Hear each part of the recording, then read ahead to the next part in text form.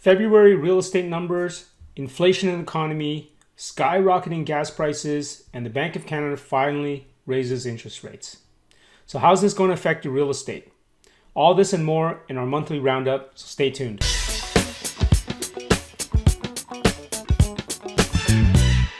Welcome to our channel where we focus on helping homeowners and investors create better housing and generate lasting wealth with adding additional legal suites. Before we get started, please help us out by liking this video and subscribing to our channel so that more people can see this. All right, so let's get started. So the first thing we're going to start on is the February real estate numbers. Okay, so this article from Digital Journal, second highest February sales on record. Okay, so this first paragraph says February home sales were down compared to the all-time record in 2021, but represented the second best result for the month of February in history.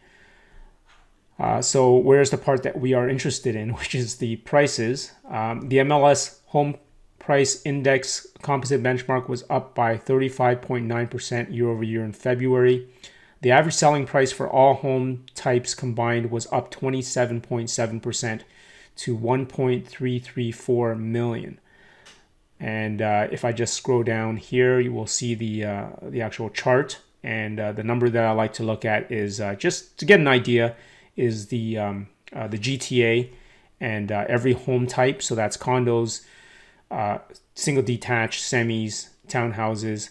So from 1.044 million in 2021 to 1.334 million in February 2022. So that's an increase of 27.7% year over year. Okay, so obviously, that's what we've been seeing for the past couple of years, and it's not going to be sustainable.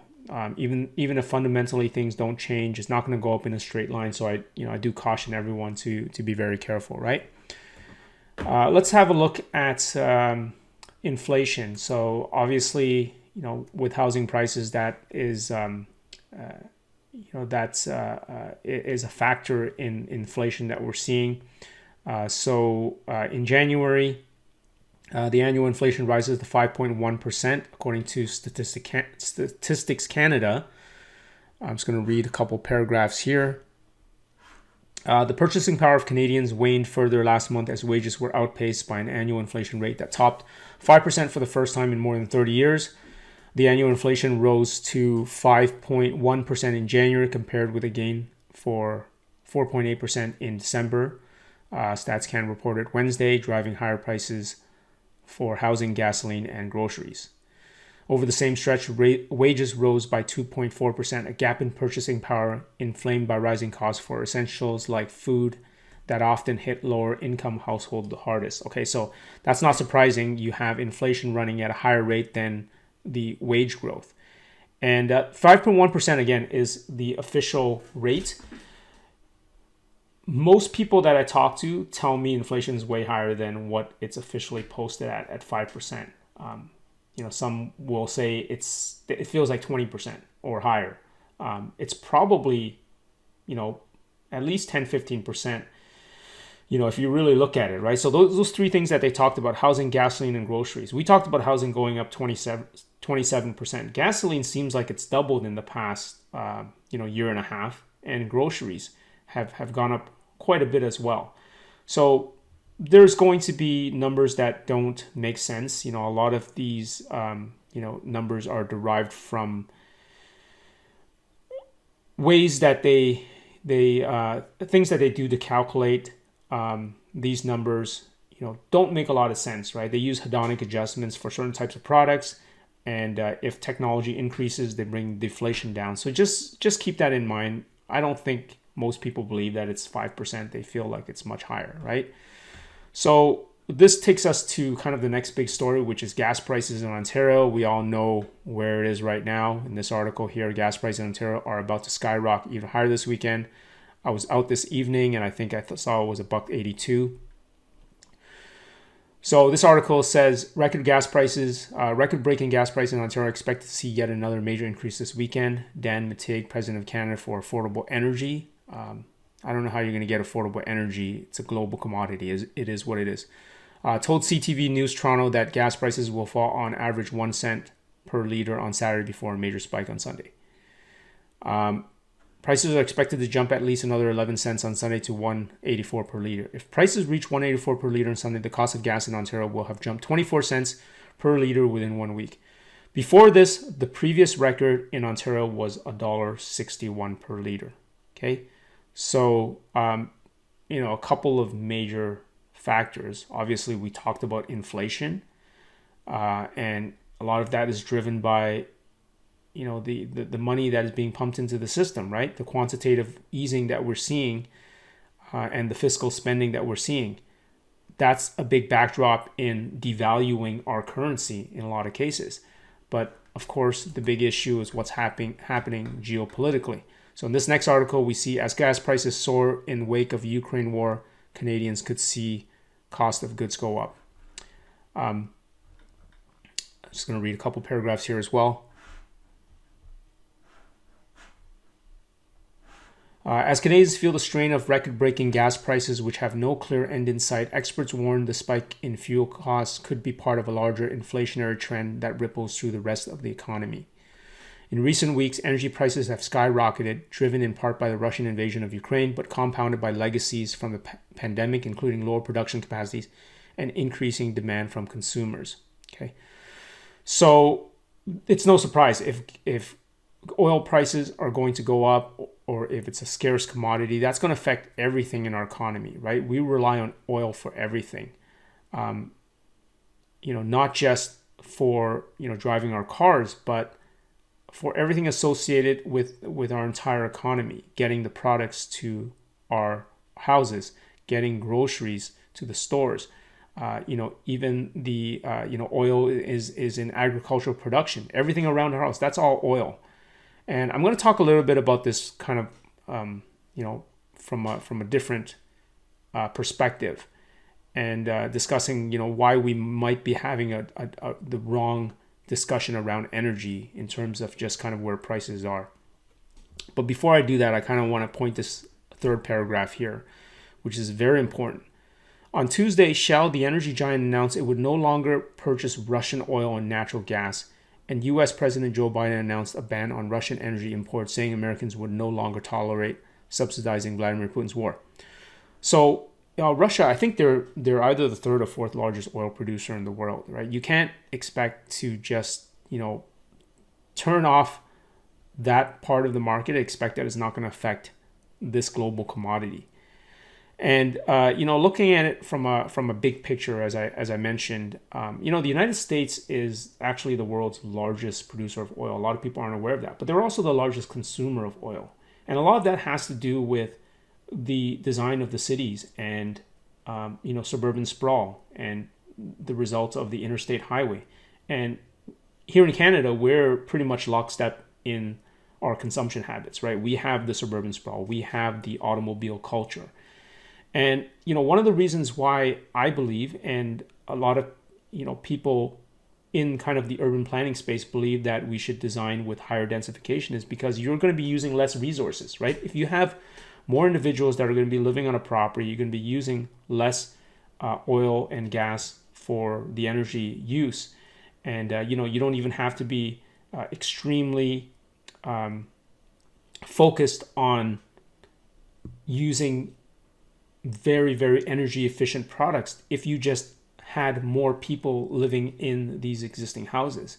And if you design them in a way where they're part of a community that is walkable or transit friendly, and obviously we're seeing working from home situations, we become less reliant on oil, which again is a global commodity, and we have no control over it, right? And the world is moving towards being more localized and less globalized, right? Less than we've seen in the past 30 years. We're going to have to rely on a lot of local production and grassroots methods of building wealth. And I think that redesigning our neighborhoods so that they are more community oriented, are higher density, those are things that are going to make us more resilient in our communities. And we're going to be less affected by these kind of geopolitical events, because this is probably just starting. This is probably going to escalate, and who knows where it's going to be, later this year or next year. I hope I'm wrong, but all signs point to more and more of this type of instability that we're seeing, in the world. So of course, on the backdrop of all of this, with house prices, with inflation, with gas prices, we've heard for a long time now that the Bank of Canada wants to raise interest rates, and they did just that in March. They didn't raise any interest rates in January, which was a surprise to a lot of people, and they raised it by a quarter percent. So from a quarter, they added a quarter, so a grand total of 0.5%. This is the overnight lending rate from the central bank to the commercial banks. And so if you had a variable rate mortgage, this affects it by a quarter percent. So a quarter percent, again, in an environment where our official inflation rate is 5%, unofficially it's probably more than 10. Housing is up over 20%, 30% in some cases, and energy and food, probably in the 40% range, right? So what's a quarter percent? That doesn't do anything at a fundamental level. But what I've said before in a previous video is that, we kind of live in a world that is not based on fundamentals, based on narrative. And if you look at the US stock market, they've priced in this hawkish tone from the Federal Reserve, in the past several months. And this is why we've seen the market kind of tank in the past couple of months, right? Because they're kind of pricing in this narrative that that the central bank is going to tighten things up by raising interest rates. So that's why I urge you all to be cautious. Of course you should always be cautious, but especially this year, I think don't be over leveraged. Don't overpay for property. There's always going to be great deals out there though if you're looking and you know what to look for. Which is what we talked about before, right? Where you can actually force value to the property. But just be very careful out there. Not investment advice, but this year, I think there's going to be a lot of volatility for sure. One other thing I kind of want to mention is that they're talking about a lot of interest rate hikes in the coming year, and that could happen. If it does happen, I don't think it's going to be a huge amount of increase each time. It'll probably be a quarter or even a 0.5%. I just can't see from a mathematical standpoint how they're going to actually raise interest rates to any significant level, without crashing the economy and without crashing the government themselves, because all levels of the government are so leveraged now, federal, provincial, municipal, that any increases in the rates is really going to affect their interest payments as well. And we're not living in the 1980s where they could raise interest rates to 10-15% without bankrupting the government, right? Back then they were net creditor countries. Now they're net debtor countries, here in Canada and the US. So if they went 3-4%, that really puts a huge liability on their own balance sheets. So I just can't see that really happening in a significant way. We'll see what happens. I could be wrong. But we'll see what happens. Okay, so just regarding what I've said, it's just these things are in my head and I just want to share them. I'm gonna get off my soapbox right now and just focus on the facts. But I think it is important, and it is one of the reasons why we focus on housing densification, because we really feel that it is something that is beneficial to our neighborhoods. I'm going to shift gears here a little bit and talk about something that is actually quite disappointing that I recently found out yesterday. I've talked a lot about the garden suites that have passed in the city of Toronto. It's been a majority vote with the councillors. The bylaws were ready to be ratified and put in place, but there was an opportunity for an appeal, and lo and behold, you have a bunch of resident associations in the city of Toronto that have done just that, and they've appealed it. So this is going to take some time to kind of play out. I don't think this is really going to affect the outcome. because it's pretty much in the bag that this is going to happen, but this is going to slow things down. So here's an article from Yahoo Finance, which indicates that building better neighborhoods, which is an alliance of resident associations. And I like the irony of that name that they've used, building better neighborhoods, when they don't want any building to happen. Citywide Alliance of Toronto Resident Association has launched a legal appeal of the city's decision to include multiplexes in its new garden suite policy. In its appeal, the Alliance argues the city clearly overreached provincial regulations that limit garden suites to single detached, semi-detached, and townhouses. The Alliance further states that there is neither legal authority nor good planning arguments to allow garden suites in zoning for multiplexes and low-rise apartments without development of appropriate standards. So this is kind of strange to me because most of these resident associations are in neighborhoods where they're single-family houses. I don't know why they have concerns about garden suites in multiplexes and low-rise apartments. If anything, those are already high-density areas. It wouldn't hurt to have an extra garden suite here. But it seems like they're saying they're cool with it in single detached, semi-detached, and townhouses. I think that they're just finding, I honestly think this is kind of a technicality that they're using to kind of slow down the process. I don't know. This seems kind of confusing to me. But this third paragraph is kind of what really is kind of the typical NIMBYism, right? I don't use that word lightly. I think that there is room for discussions on, developing neighborhoods that are going to be ideal. But it's very clear that garden suites are a tremendous net benefit for the vast majority of people, right? I live in a single family neighborhood. I don't want to block people from creating housing that is going to benefit them, just because I feel that it might affect my property value. I don't think that is the right thing to do. So this paragraph here, resident associations across Toronto have consistently supported community renewal, including affordable housing and garden suites, where the planning rules are clear, sensible, and sustainable. The city's current rule for garden suites are not, says Janet May, Cliffcrest, Scarborough Village, Southwest Resident Association. This is bizarre because they've worked on this policy. I followed it. They've worked on this for 2 years. They also had the backdrop of the laneway suites policy for several years. It's a very robust policy. They've taken a lot of things into consideration, such as privacy, water runoff, landscaping, a ton of stuff. So I don't know. Quite honestly, they're talking out of their ass here. It doesn't make sense to me. This next sentence here, we believe the city's policy for rethinking Toronto's neighborhoods must focus on improving and sustaining our communities for the long-term benefit of homeowners and tenants. I like how they threw in tenants here because it's not just about homeowners, right? They want to, have nice rentable properties for folks, not destabilizing them to satisfy developers and speculators.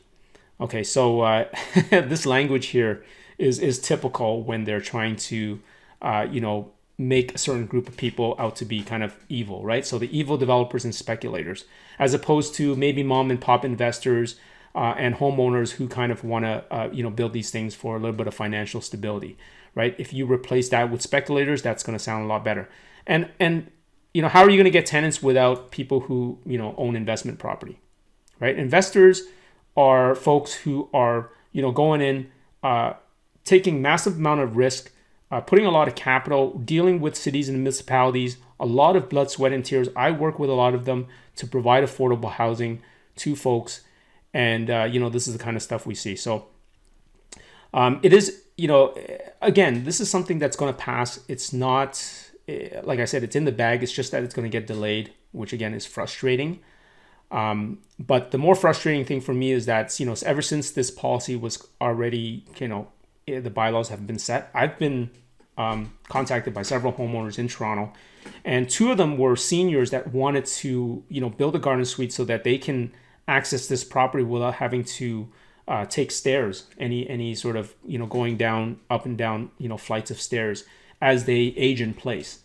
I've had another person who's just a homeowner and they just wanted to have the extra financial stability by renting out this unit.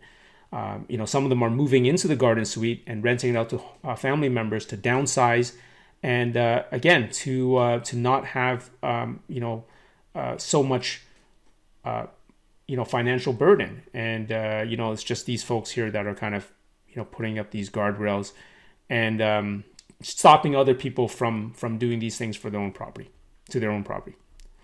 So here's the list of associations.